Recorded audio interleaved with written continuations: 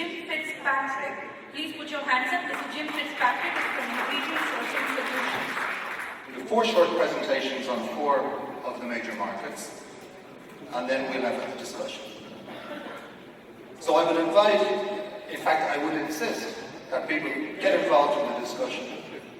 What makes these events is not 4 of us sitting up here. What makes these discussions is interaction with the audience. So what we'll do is I'll speak a little bit first about the European market, and then Mark will give us a look at the perspectives for the US market for the coming year. And then we will have the Indian market and the Middle Eastern market. So by 30-40 minutes, we should have a perspective on what we expect, what we should see, and how things look for the coming year. We're going to be conscious of the time, so we're going to try and finish within an hour. So let me start with the European market. Europe is well known as a difficult market. So we're going to take a quick look at the size, trends in the market. Who are the major importing countries? Trends, and we'll have a little look at prices, particularly the impact of currency in the European market for the coming year. So let's take a look at changing slides here. Let's look at the import trend in the European market. So what we've seen over the years is a relatively steady growth in imports into Europe. That goes back as long as I can remember, back well into the 1980s. During the financial crisis, we saw that rudely interrupted. We saw imports decline for a couple of years. In recent years, we've seen a growth trend return. As you can see, 2011 through 2015, and this is based on Eurostat figures, for 11 months. So it may be slightly different by the time we get the actuals. What we see is a return to strong growth. Who buys the cashews in Europe? Well, anyone in the business knows that the Netherlands is the centre of the industry. That goes back for historical reasons of ports and access to trading, and now, of course, it's part of the consolidation in the industry. But it's followed by, at some distance, by the UK, by Germany, by Italy, and by France. But the Netherlands doesn't stand alone. Although it accounts for over 40% of the import, the Netherlands is the centre for distribution throughout the European market. It's key to understanding the market that you understand that Europe is at once a single market, but at the same time, many different countries, many different cultures, many different approaches to buying. Where do we buy our cashews? Well, if we look at the full year figures for 2014, we see, no surprise, that Vietnam is the significant supplier, at about 58%, followed by India, and lesser quantities from Brazil and from African countries. In Europe, we've never really had a taste for Brazilian cashews, and as a result of recent poor crops, it's fallen further. If we look at 2015, for 11 months, we see that this trend has grown even further. Vietnam, in those 11 months, accounted for 68% of the European imports, at the expense of India, Brazil, for obvious reasons of the crop, and also Africa, where the African share of the European market dropped in 2015. Let's have a look at this trend over a little bit more time. So the red line is the imports to Europe from Vietnam of cashew kernels in tons. These figures again are from Eurostat. I've taken 2002, 2007, and then the 5 years from 2011 to 15. If we go back to 2007, you can see that Vietnam and India were roughly at the same level of market share in Europe. Thereafter, you can see that Vietnam has increased its share year on year, and that is accelerating. Many reasons for that. Primarily, I think the lack of competitiveness from Indian exporters who perhaps prefer to concentrate on their domestic market, but also the growth and aggressiveness and competitiveness of Vietnamese suppliers. If we look at the lesser origins, at least in European terms, we look at Brazil and African countries as a group, and really we see very little change over the entire period. In fact, both have declined slightly since the benchmark in 2007. What we're seeing is a major consolidation in the sources of supply for the European market. Like pretty much all other markets, it's Vietnam that leads the way. On the other hand, we should also note that European imports in the period 2007 to 2015 have grown by 26%. Now, to put that in context, we were told by experts 15, 20 years ago that the chances of an increase in cashew consumption in Europe were almost negligible, that the market was mature and saturated. But that's been proved to be wrong. And I suppose if anything, the last 10 years would have taught us that anything can happen in this business. The key thing to understanding the European market is to understand European buyers' requirements and to understand where they come from. You have to understand that when we ask for certain requirements, those are generated not by the importer, not by the roaster, by the law, and by the supermarkets. You have to adhere to European food law. No question about it. After-tox, the phytosanitary requirements, and now traceability. These won't go away. In fact, they will become more complex. I grouped together let's say the three traditional things that have been there forever. Good quality, adhering to the standard, providing certificates of quality, competitive market pricing. Now, when I say competitive, I don't mean low prices. We don't need low prices. We need competitive prices. We need prices that will allow us to sell cashew kernels to the consumer in the European market. And we need packaging that allows us to handle the product in the right way. The danger? Well, the danger has been over the years a lack of reliability. The lack of reliability and contract fidelity. This has been very damaging to European importers and European businesses over the years. That means basically keeping your promises as a supplier and expecting that your customer will do the same.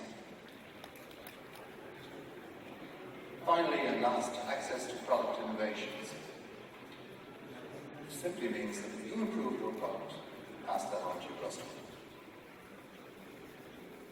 That could be anything. It could be from a HACCP system all the way through to a new use of the product. Understanding the buyer's requirements for the European market is essential. This is not a commodity market. I don't know what we call it, perhaps it's a food ingredient market, but one thing for sure, this is not the commodity market that it was 95, 2000. It's completely changed. So let's look at some of the important trends. As was already mentioned, for the US market, food safety is the primary concern. European laws are driven by a concern for food safety. We see consolidation. Fewer buyers, bigger buyers. More powerful buyers. We see growth. And there's no real sign that this is going to stop. We see increased snacking. We see healthy eating. We see markets which want this product. The consumption of edible nuts, all edible nuts in Europe, has been going up for the past 10 years and is likely to continue. In the case of cashew nuts, this has been stimulated by stable prices. We'll come back to that in a moment. We see powerful supermarkets, and again, on the one hand, we have their law demanding certain requirements be met, and on the other hand, we have the final customer driven by the all-powerful supermarkets, telling importers, telling processors, telling roasters what they need. And there's no choice in that. If you want to sell, you must adhere to those conditions. Therefore, these points points logically lead to what they've christened decommoditization. In other words, this is no longer a standard product. This is no longer a market which lends itself to speculation. This is a market which demands relationships, demands understanding of the buyer's requirements, and demands that the buyers understand the processor's needs and the processor's problems too. We also see what we loosely call sustainability. In other words, that the consumer is concerned that the product that he or she purchases does not do damage to the environment and is produced in a manner which is socially beneficial, or at the very least not damaging, to the people who produce it, either growers or the people who work in the factories. These are key considerations in the European market. We'll go on and we'll have a look at prices. And I talk about decommoditization and then I talk about prices. It's something of a contradiction, but there is an important factor to bear in mind. As everyone knows, we have seen relatively stable prices for cashew kernels over the last 3 years. This is a chart for WW320's FOB, either India or Vietnam, whichever happens to be the lowest at the time. We see stable prices, low levels of volatility, and a gentle upward trend. The dotted line is the simple linear trend. Now if I look at that from a European perspective and convert it into euro, you can see what the volatility of the US dollar against the euro has done to costs the European processor and the European consumer. In fact, if we look at the dollar price, we talk about it being, it's about 14% above the very lowest price at any moment over the last 2 years, the 320s. But if we do the same in euros, it's 41% above the 2-year lowest price. So although the market is 14% above the lowest price in dollars, in Europe that's 41%. For sometimes due to the nature of the contracting and the forward nature of business, European consumers have been basically held harmless, to use an old phrase, from these price rises. But in 2016, it is likely that we will see higher prices at the consumer level. Logically, that would say demand should drop, growth should slow down.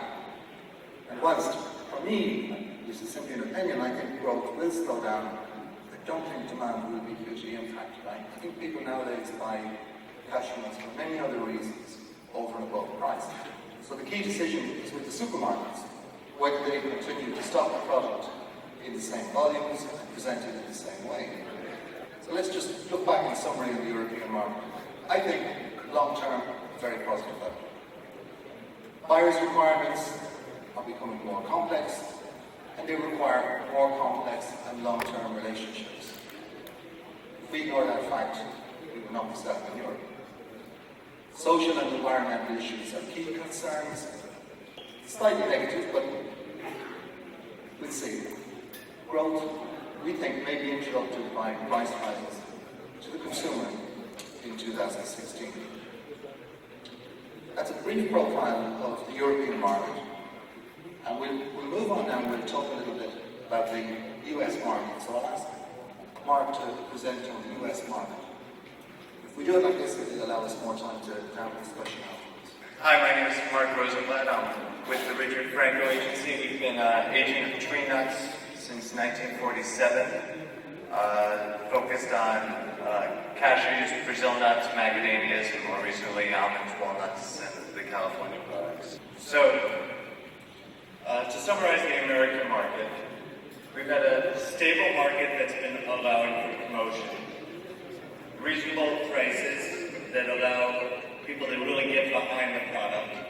Also adequate supply. Buyers have known that if they run a promotion, they're going to get what they need to do that promotion. Stability has really allowed especially big players to get behind the product for the last few years. Thank you. However, there's some uncertainty, mainly with the global economic environment. America is only 20% 20 to 25% of the global market, and we're also facing more competitive prices on other tree nuts. So talking about reasonable and stable prices. Since 2013 to 2016, the price of whole grains has been very stable. We've had lower volatility than we've seen in the past, one of the lowest periods of volatility we've seen on cashews. And the attractive price has really caused some nice growth in consumption. We were also now benefiting from a strong U.S. dollar that's allowed the United States to be more competitive when they're looking to source compared to buyers from other countries. There's two quotes there from a large European buyer and a large Australian buyer talking about how the currency impacts are affecting those markets, while the U.S.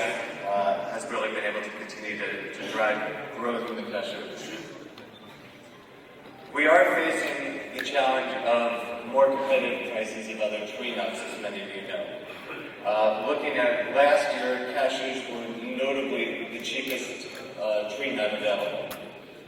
Fast forward to this year, and while cashew prices have remained relatively stable, we've seen a precipitous drop in the price of many other tree nuts. It's hard to say the impact on this. Most people we talk to and looking at correlations will say that really a consumer goes into the market. If he wants a cashew, he gets a cashew. If he wants an almond, he buys an almond. There's not a dramatic trade-off. It's mainly cashew prices that drive cashew consumption, not the price of other nuts. That said, there's many marketing decisions being made. Already we have some people telling us that in mixed nuts they're going to increase the amount of almonds and decrease the amount of cashews in the product. There's more impetus to look at confectionery uses for almonds now versus other things. So on that level, there certainly is a trade-off that does happen. Another important thing to note on the U.S. market is there's a lag time. Most of these companies are very big. It takes a while to make a decision and to implement a decision. They're also going to price based on the prices they paid. So let's say today somebody signs a contract. Most likely that's going to be for shipment over the next few months. Then the product spends time getting to the U.S. and sits in the warehouse for a couple months. It then gets to the roaster where it gets salted, packaged, and sent to the retailer. It sits on the shelf, and finally it's purchased by the consumer. Because of this, we find that the retail price of most products trails the FOB price by about 9 to 12 months. So what's happening now, for example, on the cheaper prices of other commodities such as almonds, that's not really going to have a big impact on the shelf for probably another 6 months. As I was saying before, the main thing that drives cashew consumption, though, is the price of cashews. And we have seen some impact already on confectionery uses, mainly because of the dramatic increase in the price of broken grapes. In 2013 and 2014, the price of pieces got to as low as about $1.50. Today it's closer to $3. That has had some impact. People are not getting behind in promoting confectionery uses of cashews the way they were, and now that almond prices have dropped significantly more, we're likely to see further decline in development of confectionery uses for cashews. Another important part of the U.S. market is food safety. I'm going to be brief here because I have a full presentation on this tomorrow. But recently the U.S. government passed the Food Safety Modernization Act, or FSMA. There's a lot of aspects of this. One of the most important is pretty much all suppliers are going to have high-quality third-party audits. There's increased documentation requirements, including traceability, HACCP plans. And we're also seeing FDA take a much closer look at cashews and all tree nuts. It seems the biggest concern at the moment is salmonella and microbiological, but there's a general concern about food safety, and certainly the FDA is looking closely at our products. So in conclusion, the American market is growing, but challenges and uncertainty remain. Buyers remain cautious given the global economic environment. Cashews are attractively priced, but are no longer the cheapest nut, and food safety is a major priority. Thank you. Just keep your questions. We're going to get to all the questions at the end. I'd now like to ask Mr. Rahul Kamath, Mola Sarangakamat, President of the Karnataka Cashew Manufacturers Association, to talk to us about the Indian market. I have been requested to talk on the Indian market. I am so passionate about Indian market that I will talk for hours. What we want to understand is what is going to happen in 2016.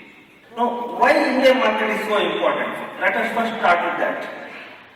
India is the world's biggest cashew consumer, right? It comes in the end, in the red. India is the second biggest producer of raw cashew nut. India is the biggest importer of raw cashew nut. India is the biggest processor of raw cashew nut. India is the second biggest exporter of cashew kernels.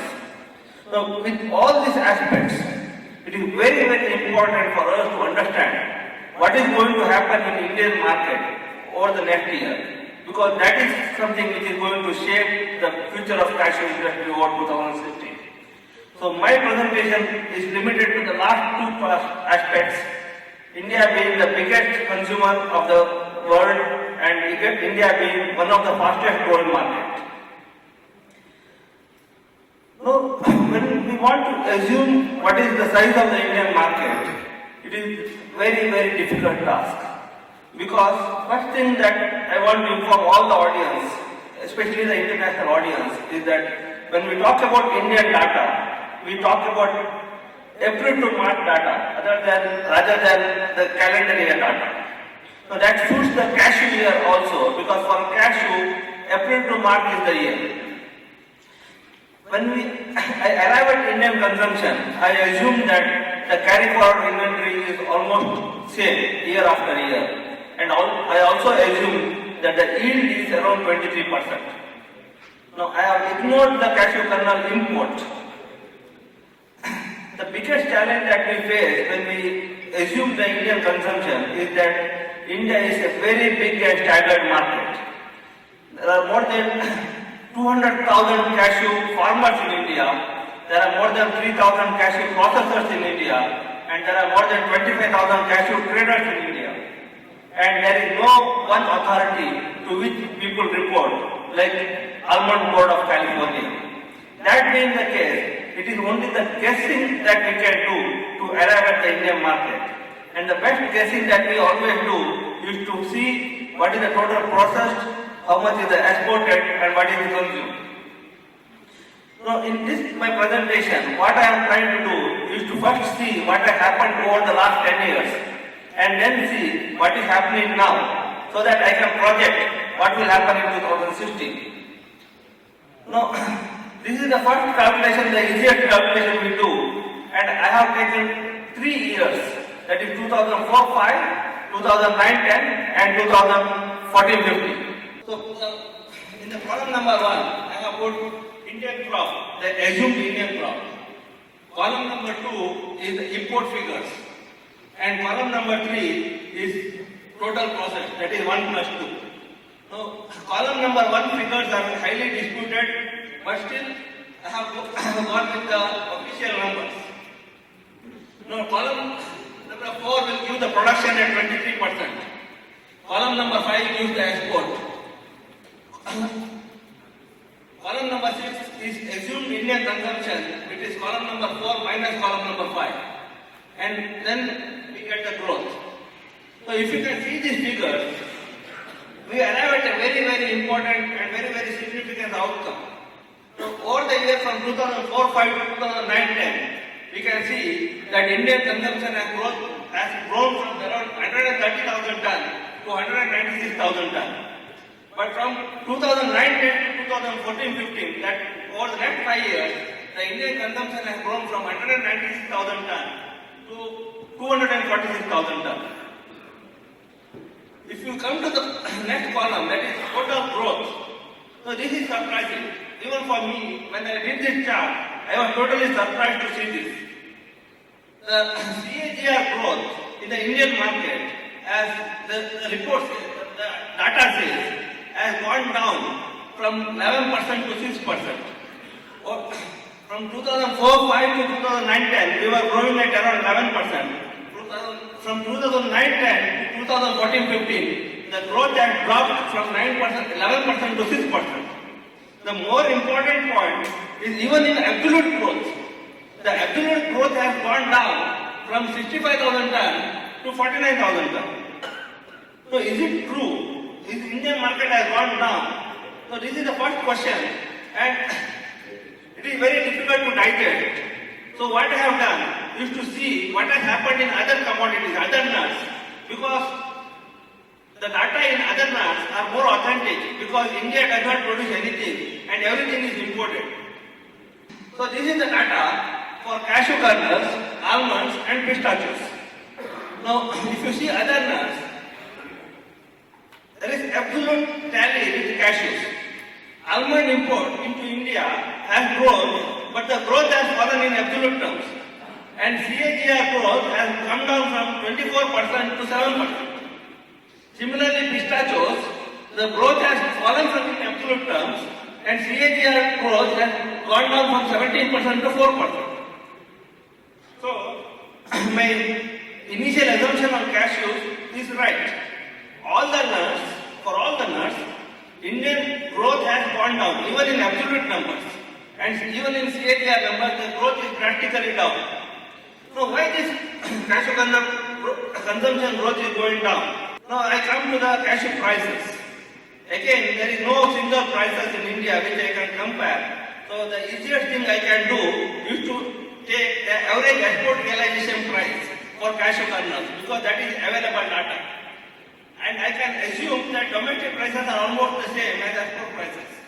So with that assumption, if you can see, the prices were almost stagnant from 2004-5 to 2009-10. And the prices have started going up from 2009-10 to 2014-15. So if you see these figures, then we can easily assume why the growth is going down. The very important aspect that please understand, Indian inflation was very high from 2004-5 to 2009-10 in the range of around 10%. And Indian inflation has gone down, and today the Indian inflation is almost zero. That is, the prices for all other commodities are almost stable in India or stagnant in India, and prices of cashew kernels are going up. So this is the reason why Indian consumptions are going down. Now, why Indian market is going down? The first point, have the prices gone up too fast? The prices had been steady in dollar terms, but Indian rupee depreciated too fast. That's why the prices in Indian rupee have gone up too fast. And especially when I did this calculation, I have taken the average export realization prices. But please understand that India consumes more of brocals. And everyone in the hall knows the prices of brocals have gone up much faster than the prices of wholes. So actually for an Indian consumer, the prices have gone up even more than 10% that I was projecting. So the last point I already made, the inflation being at almost zero, cashew kernel prices going up 10%, it is clearly a case when the growth will go down. The next important question, I have covered what happened in the past, now what is happening now. So year 2014-15, and I have the latest data. If you can see what is happening, Indian raw cashew nut production was better last year as Pramod told, and my assumption this year is around 675,000 tons. If you can see the second column, import of raw cashew nut, we are up 6%. From 834,000 tons, our import is 881,000 tons this year. So total available raw cashew nut processing has gone up by around 5%. Estimated inventory in hand, this is only an estimation, guess estimation. I have estimated that it is up 13% because we can see there are a lot of raw cashew nut available in India even now. So even assuming 30% increase in estimated inventory, the raw cashew nut process is up by around 4%. The cashew kernel output has gone up from 306,000 tons to 380,000 tons. But very important figure, the last two figures is very important. Our exports have gone down from 100,000 tons to 84,000 tons. So import of raw cashew nut is up for 6% and export of cashew kernel is down 16%. So this what has happened is the supply of cashew kernel into India has gone up by 13%. So as I have seen from the last data, our consumption is going up by around 6%, and supply of cashew kernel into the domestic market has gone up by 13%. So this is the reason why everybody in the industry today is telling, what is happening? Why India is not consuming? It's not that India is not consuming. India is consuming. Indian consumption is going up by 6%, but the world is putting more cashews into India and asking us to consume more. That is why the supply is going up by 30%. That's why we are feeling that there is plenty of kernels available. The next question the organizers want me to address: what will happen in 2016? If you see the average export price in December, it was 532 rupees per kg. So last year it was 473 rupees per kg. So you can see the export prices are going up by 12% from last year. As other people have told, the prices for all other tree nuts like almonds, pistachios, raisins have collapsed in the last 4 months. But cashew prices are continuing to go up. After a long gap, the Delhi prices for almonds were lower than the prices for cashews. The dry fruits traders in the country have lost plenty of money, and they don't have money now. The changes in taxation system, the government of India want to bring in GST and other taxations which may take up the prices further. The falling commodity prices across the globe, falling share markets in India, the cash flow available is very less. Indian banks, most of the banks are in news for wrong reason because the NPAs are going up drastically. Imagine the state of a processor. The fund required has almost doubled over the last 2 years, and the banks are not ready to lend more. So the ability to buy raw cashew nut will be limited. The person who has purchased 200 tons last year, with the same money he cannot even buy 150 tons today.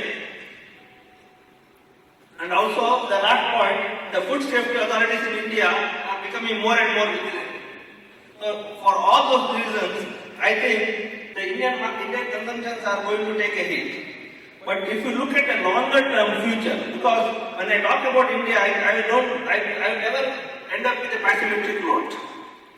If you look at a long term picture, India is the biggest economy which is consuming cashews. India is one of the biggest and fastest growing economies in the world. The IMF and World Bank projects that Indian economy will be the third biggest in the world by another 10 years. Indians love cashews in everything they eat, be it chocolate or ice cream or biscuit or whatever they do, the household requirement is to use cashews. And in India, today, most of the people assume or most of the people think that cashew is their domestic and local nut. You go to, previously if you go to Goa, if you ask what is special here, people used to tell you cashews. Now today, across the India, most of the states, anybody comes, they say cashew is a local product. So, Indian cashew consumption on a longer term is going to go up steadily. End of the presentation, 2016 will be extremely challenging. Whether the prices are going to go down, according to me, it is not the question whether, it is only question when. The prices have to go down for Indian economy or Indian consumption to take place. Thank you.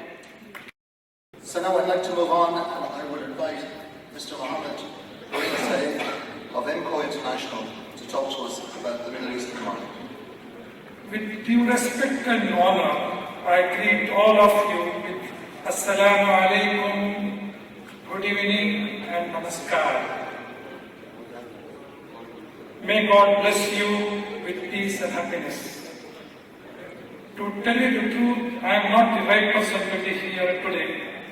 It is at the insistence of the organizers that I have accepted to speak. You have already heard so much about the prospects of this industry from my fellow speakers. They are all highly qualified professionals, and how come they are well prepared to make their presentations which are quite useful to you. But I am just an ordinary person with limited knowledge of facts and figures, With this capacity, I want to emphasize a few of the subjects of main concern today.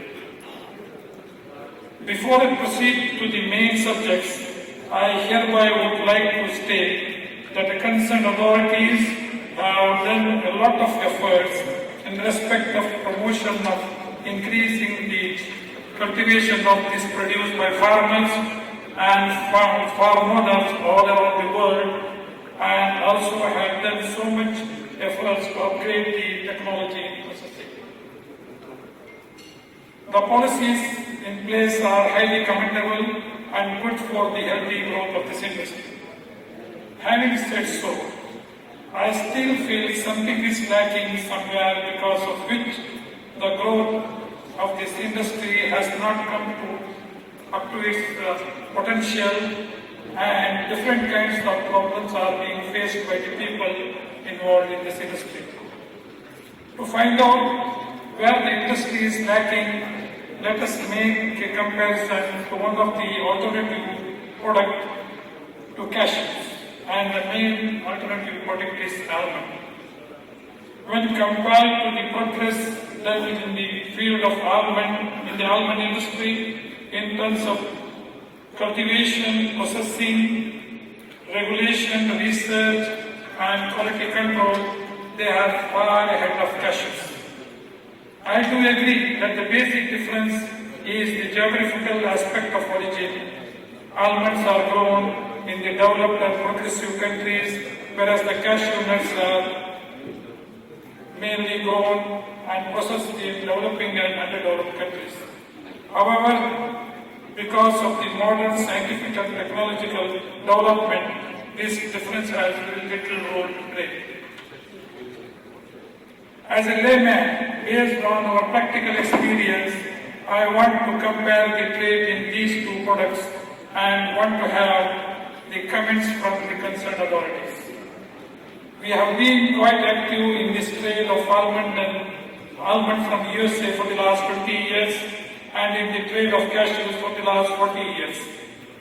We are actively engaged in these two trades almost every day. On this occasion, from this cashew platform, I dare to say that the comfort level we have in trade in the almond is far, far ahead than cashews. Hope you understand what I mean.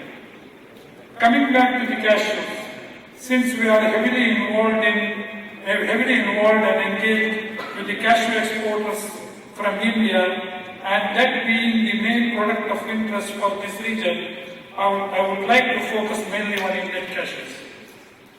Moreover, it is easier for me to comment on Indian cashews as I am basically hailing from southern part of coastal India. First of all, in this regard, I would like to put forth a few of my opinions addressed to the Cashew Export Promotion Council of India, especially related to the land for cashew cultivation. As far as I know, there is a lot of vacant land in the western Ghats, ranging from south to the north in the west coast of India, which is very suitable and fertile for the cashew cultivation. I feel this CEPC should take up this matter with the concerned state government authorities in India. If that is the case, a lot of vacant land can come under cashew cultivation, and it can benefit the farmers and the government too. In the same vein, I want to quote an instance of my own experience, recent experience. Recently, I bought a piece of land in the Western Ghats from a farmer, which was being previously used by him for cattle grazing. And now I have developed it to grow cashews, which are grown very fast and easily. When I did a casual survey in the area, speaking to the people around there, I learned that there is so much private and government land vacant left unutilized. I think if these lands are brought under cashew cultivation, there is no question of increasing cashew production in India, and I hope this point will be taken care of by the concerned authorities. Secondly, I want to bring to your notice an observation I did when I was at the Cashew conference in Kochi last year. I saw so many new advanced processing machineries which are really quite appreciable and commendable. The concerned agencies of the government should encourage the young talented people to come into this field and bring a lot of innovations by way of research and increase the productivity in cultivation and upgrading the system of processing. Thirdly, I want to talk about the present cashew processing system in India. It is an obvious fact that some of the leading trade houses in the industry have made highly commendable developments and achieved a state-of-the-art status in the last 40 to 50 years of existence, bringing a great name in India internationally. They have really struggled very hard to make this product a national symbol. On this occasion, I am very proud to say that the credit of bringing the cashew to the world platform should go to India. I need a kind of applause from the industry. However, it is a known fact that many factories in the industry, many factories in the remote areas of India are in very pathetic conditions, both from the point of view of hygiene and environment. You can easily imagine what kind of impact it can have on the quality of the product from such factories. I neither blame them nor discourage them, but I hold CEPC fully responsible for their pathetic conditions today. They will never progress unless they are personally attended and helped for upgradation. But it is very unfortunate to say that some of them are being exploited by the main exporters who grab more export orders than their capacity. In most of these cases, such shipments land up in quality problems at the destination, either in the form of lower quality or infestation. In this occasion, I would like to request the CPC of India to make quality control mandatory, either at the origin place of packing or at the customs before the goods get exported. Having been in this field for the last 40 years, you can't imagine what kind of problems we have gone through. Once, a client from Ukraine brought back a carton of Indian cashews with sealed tins showing markings just 5 months past from the date of packing. When opened in my presence, I felt ashamed to raise my head as both things were full of weevils and worms. You can imagine what could be the position of that man who was owning the whole consignment. This is one of the examples I gave you.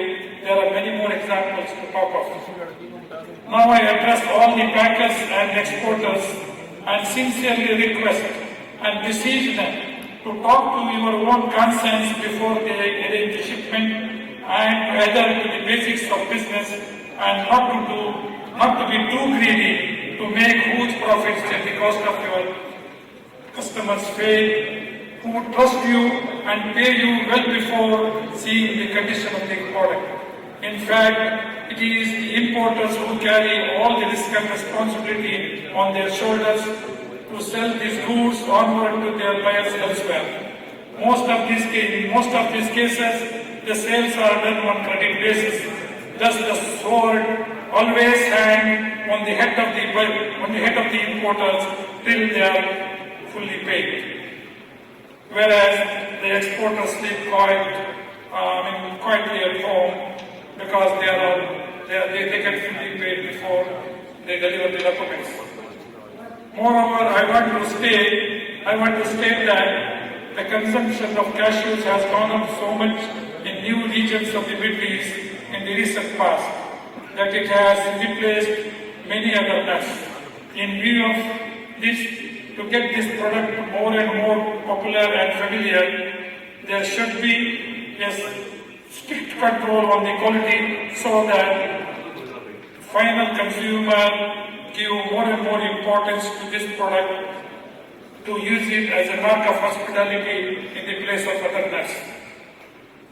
If this quality aspect is not attended immediately and allowed the manipulators to play with the quality, there is every possibility that these manipulators may go down to any extent to suit the lower prices and finally defame the well-established brand of Indian cashews worldwide. Meanwhile, I would like to state that the Indian authorities in the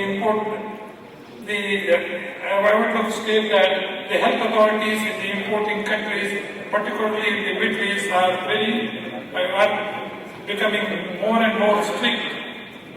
Disallowing the food products which are not in compliance with the health regulations, local health regulations. Having gone through all these incidents, I would like to suggest to the World Cashew Promotion Council and the related council in the respective countries to ban the packing of cashews in tins and make the translucent flexi packing mandatory throughout the world, which is hygienically safe and avoid any kind of problem to come in the future.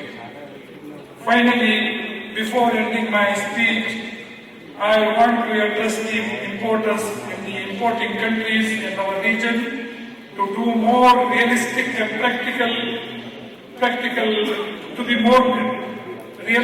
practical while negotiating the volume of business, keeping in mind all factors such as demand and supply, financial capability and logistical capacity, so that we don't face any more commercial crises in the future similar to the one which we had in the recent past. I may not have been so gentle in my expression, for which some of you may not be happy with me, for which I apologize. With these words I conclude my speech, but as usual, I would like to end my speech with a Urdu shairi. Nashaye dawlat kam nahi angur ke pani se, nashaye dawlat kam nahi angur ke pani se, जब चढ़ गई तो हट जाओगे इज्जत की सरहद से, जब चढ़ गई तो हट जाओगे इज्जत की सरहद से, हक से करो मेहनत, अकल से लो काम, अरे दौलत ही क्या सारी दुनिया हो जाएगी दीवाने ना. My question for you, Chief, is what can Africa do differently in order to disrupt your graph? Okay, when you look at your graph, Africa produces 4%, Vietnam 58%, India 24%. What can Africa do to disrupt that graph and increase production and export of cashew kernels into Europe? So I'm saying, what can Africa do differently? I want an advice. That's a question for you. And then I have a question for Mr. Bola. Bola, my question to you is very simple. First, in all your data, you've really spoken very well, really articulate, but I did not see you make any reference. So I wanted to know, what is the source of your data? I'm very interested. Why did you recommend total ban on things? Because in Nigeria, some of our cashew processors utilize things in packaging cashew kernels. So why do you recommend total ban? So I can say. All my data on import and export are from Cashew Export Promotion Council of India. Only data on domestic production is from Directorate of Cashew and Cocoa Development. Directorate of Cashew and Cocoa Development. That is on domestic production. All other data are all from Cashew Export Promotion Council of India. This is regarding packing in tins. When you pack the cashew kernels in tins, I mean, unless you open it, you don't know what is inside. When you pack it in flexi, translucent bag, you will see what is inside.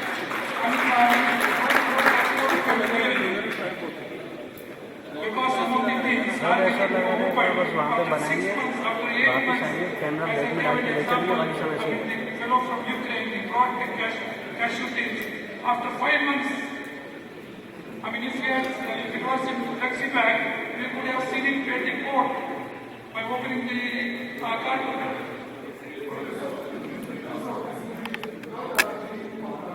No. I'm not going to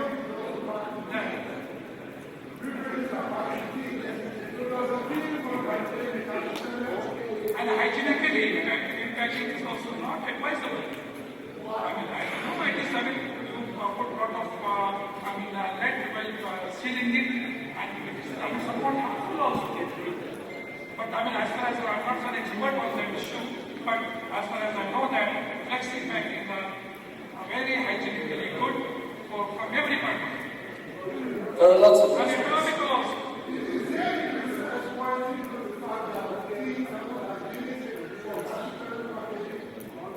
Okay, let's leave this subject. One thing's for certain, is right. Things don't work for cashews. That's a fact. That is really a fact. They're dangerous. We've seen many times in the past contamination from the sulfur or from the glue. This is not something for the future, it's something of the past. This is for you, Jim. You said that contract fidelity and sustainability are important for Europe. And I would really question that if the largest growth that you've seen in terms of suppliers from the country that has had the most problems. If you look at the blood cashew story, I've heard things about contract fidelity and so on.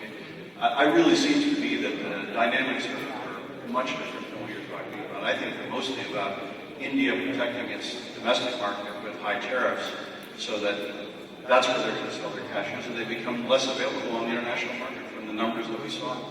And Vietnam has been available with processed cashews to meet that market demand of Europe. So I think it's pretty simple. I'm not a cashew expert. Check, he's my cashew expert. Technical. I'm Jake Walter from Producer. But it just seems to me that all this talk about sustainability and so on, I've been with the people, some of the biggest buyers from Europe when they come to Mozambique, and they see things that they don't like from some of their biggest suppliers. But it doesn't matter to them ultimately. They still buy it. So I think all of that is fluff. And I think they actually hide it.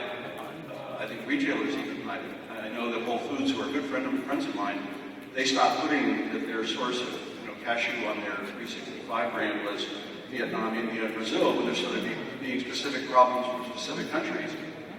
They got rid of that traceability and just said various origins or something like that. So I know they're afraid about food safety, but what are they really doing about it? And if that was the one place that might be it. But the rest of it seems to me to be fluff right now. Contract fidelity means that the supplier honors his contract. That's what we talk about. We talk about default. Yeah, but my understanding is that the largest supplier in Europe is the worst. I think what we have to realize worst in that respect. I don't know. That was a couple years ago, maybe longer. So what you're saying is that the people are not interested in contract fidelity because their behaviour shows them continuing to deal with the same people who've defaulted on them in the past. Exactly, and also ones that have had the most trouble with, at least reputationally, with sustainability, like worker safety and worker treatment workers. That's a separate issue, but I agree with you. Well, they're both. The contract fidelity, it's a fact, and it's been going on for as long as I can remember, that people would continually buy, do deals. This year I catch you, next year you catch me, that goes on and on. But bear in mind now that decisions, there are no more importers in Europe. There are what they call supply chain managers. So the market has changed a lot. And you will see change, you will see major manufacturers, major supermarkets get embedded in the value chain of all the food ingredients. So I don't know, Mark, if you see the same thing in the States, you see people continuing to buy from people who defaulted on them in the past? Certainly, contract fidelity is incredibly important. Do people buy from people who defaulted on them in the past? I'd like to say no, Unfortunately, I think memories can be somewhat short. But certainly there's concern about how contracts will be honored. Certainly we see many buyers willing to pay a premium to suppliers who far forward that they have long experience and confidence in, versus certainly those that have hurt them. There's also an issue with cashews where buyers are nervous to make long-term commitments because they can't trust the long-term supply as well as maybe they can from other products. So we've developed somewhat of a hand-to-mouth buying philosophy, and that gets in the way of some of the promotional and other activities that we'd really like to see developed. I think there's a huge impact in a way when you think about it. When we start to see price volatility, growth in the market disappears. When we see stable prices, as we've seen in recent years, this confidence and growth continues. But would you promote a product that you're going to buy it at $3 a pound, the market goes to $3.50, you don't get that product, you've got to buy it in from someone else. Would you promote that product? The answer is no. Period. So it has a huge impact. But what about food safety? I know you want to talk about that tomorrow. Food safety is becoming incredibly important. I'd say that is really the focus of most buyers. Part of it's the legislation that's passed has put a lot more liability on importers and users of the product. And it's just sort of a recognition of these things. We've had a couple of years ago, a peanut processor in the United States went to jail probably for the rest of his life for selling product that had salmonella and not doing everything he could to avoid that. That really resonated with a lot of people. And where a few years ago, certainly all quality is important. We had more concern with counts and scorching. Certainly all of that is still incredibly important. But the key thing that people are asking about today is food safety. The way to distinguish yourself as a supplier and really the future of this business is we have to have a food safe product. If you can't knowingly eat it without getting sick or having problems, nothing else matters. Rahul, what's the Indian experience? I see you mentioned food safety authorities becoming more active. India also, the food safety has become key now. The government is continuously monitoring, and we had few cases where the MNCs for other products, not for cashew, were heavily penalized for selling not so safe foods. So people are now becoming very strict on food safety. Thank you. My question is, what are the major reasons for which US and UK now concentrating the import from Vietnam, leaving India behind over the years? And I know the main reasons for which they have shifted from Indian import to Vietnam. Why has Vietnam left India behind, so to speak? I think all that's correct. I think the buyers are certainly happy to support India, Africa. There's some great quality coming out of Africa, all of the origins. There's no driving conscious decision to move towards Vietnam, but the U.S. market, for example, a large percentage of what we buy is broken produce. So pieces, splits. As was mentioned, the prices in India are prohibitive on those grades because of the protection, because there's such a strong domestic market. Right now, the price of 240s in Vietnam is ballpark 15-20 cents below the price of 240s in India. I hate to say it, but price is a driving factor. Certainly, you have to meet a bar. You gotta be reliable. You gotta create a food safe product. You gotta create project specifications. But 20 cents, or 40 or 50 cents on pieces is a tough hurdle. Let me ask the three of you a question. Do you think there's any prospect that India will stop exporting cashew kernels in the future? No way. I think over the next 5 years, India will regain its world leadership in this. From Mozambique. I would like to comment and at the same time put a question for my colleague from India. When he was finished his speech, he raised a question on prices, whether the price should be corrected or not. And from the two presentations, giving the picture of the European market and the American market, we also get the point that the price parameter was a concern also.